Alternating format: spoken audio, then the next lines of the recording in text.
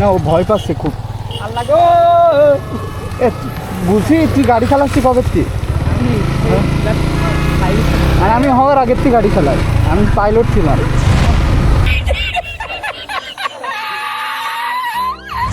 ভেজা রাস্তায় MT-50 version 2 নাকি FZS ভার্সন 2 কে সেরা, চরম একটা রেস হয়ে গেল আজকের ভিডিওতে। তো চারিদিকে মেঘলা আকাশ, ঝিরঝিরে বৃষ্টি পড়ছে আর রাস্তা ভিজে একদম পিচ্ছিল। এমন একটা দিনে কি রেস করা উচিত? একদমই না। ঠিক এই বিপজ্জনক পরিস্থিতিতেই যদি 150 সিসি সেগমেন্টের সেরা দুইটি বাইককে মুখোমুখি করা হয় তাহলে কি হবে? একদিকে আছে ইয়ামার গতির রাজা MT-50 ভার্সন 2 আর আরেক দিকে আছে ইয়ামার FZS ভার্সন 2। আজকের লড়াইয়ে শুধু গতির নয়, বরং ভেজা রাস্তায় আসল পরীক্ষা হবে, যেখানে নিয়ন্ত্রণ, নিরাপত্তা আর আত্মবিশ্বাস। তো চলুন দেখি এই পিচ্ছিল রাস্তায় কে ঠিকে থাকে আর কে পিছলে যায়। আর এখনও পর্যন্ত যারা আমাদের চ্যানেলটি সাবস্ক্রাইব করেনি, অবশ্যই চ্যানেলটি সাবস্ক্রাইব করে পাশে থাকা বেল আইকনটি অন করে দিবে, যাতে পরবর্তী কোনো ভিডিও আসলে সর্বপ্রথম আপনার কাছে নোটিফিকেশন চলে আসে।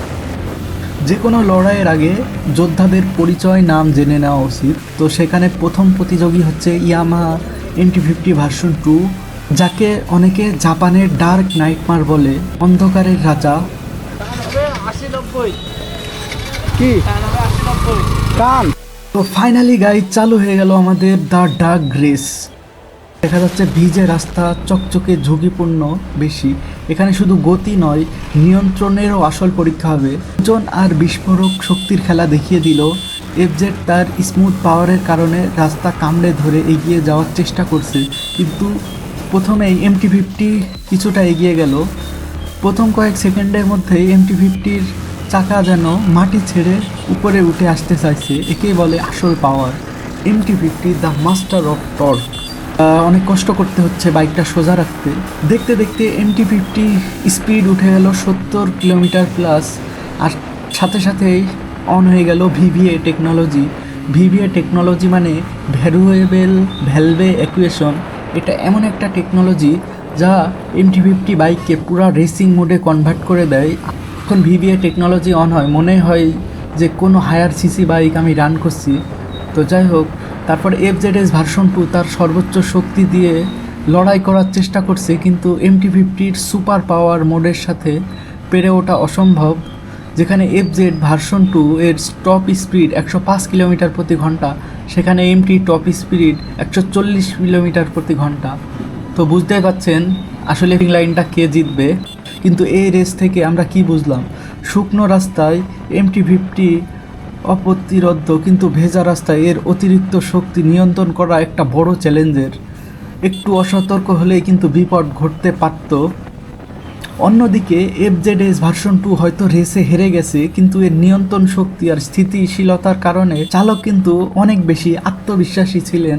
গতির লড়াইয়ে MT-50 জিতেছে, কিন্তু নিরাপত্তার লড়াই এখনও বাকি। যা রাস্তায় সবথেকে জরুরি হলো ব্রেকিং। একটি ব্রেকিং সিস্টেম জীবন আর মৃত্যুর মধ্যে পার্থক্য গড়ে দিতে পারে। আসলে এই ছোটো ছোটো রাইডগুলো আমাদের জীবনের অনেক আনন্দ দেয়। এত ব্যস্ততা, এত টেনশনের ভিতর দিয়ে যখনই বাইকটা রাইড করতে বের হই বন্ধুদের সাথে, আমার মনে হয় এর থেকে শান্তির কিছু আর নেই। খুবই ভালো লাগলো আজকে বন্ধুদের সাথে ঘুরে। আর আজকের ওয়েদারটা আলহামদুলিল্লাহ খুবই সুটেবল ছিল, আমাদের খুবই ভালো লেগেছে ঘুরতে। আর ভিডিওটা কিছুদিন আগের, এখন তো অনেক শীত পড়ে গিয়েছে। ভিডিওটা মোটামুটি আরও 1 মাস মতো আগে ভিডিওটা করা ছিল, কিন্তু এডিট করার সময় পাইনি ওইভাবে। রাতও হয়ে যাচ্ছে, আমরা একটা কফি শপে দাঁড়াবো। ওই জায়গায় চা খেয়ে দেখা যাচ্ছে আবার ব্যাক করব। রাইডার্স আমাদের ফাইনালি চা খাওয়া কমপ্লিট। এবার বাসার দিকে রওনা হবো আর কি। অনেক রাত হয়ে যাচ্ছে আর কি, বেশি রাত করা যাবে না, যেহেতু আমাদের এখনও 30-40 কিলো যাওয়া লাগবে। তো আসলে এই ছোট ছোট মুহূর্তগুলো জীবনকে আনন্দ দেয়।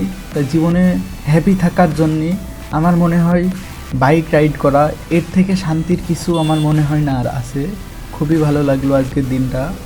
তো আশা করি ভিডিওটা দেখে আপনাদেরও অনেক ভালো লেগেছে।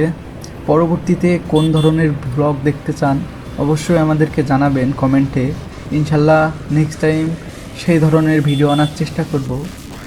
তো আজকের মতো এতটুকুই, দেখা হচ্ছে পরবর্তী কোনো ভিডিওতে নতুন কোনো টপিক নিয়ে। তো ততক্ষণের জন্য আসসালামু আলাইকুম, ভালো থাকবেন সবাই।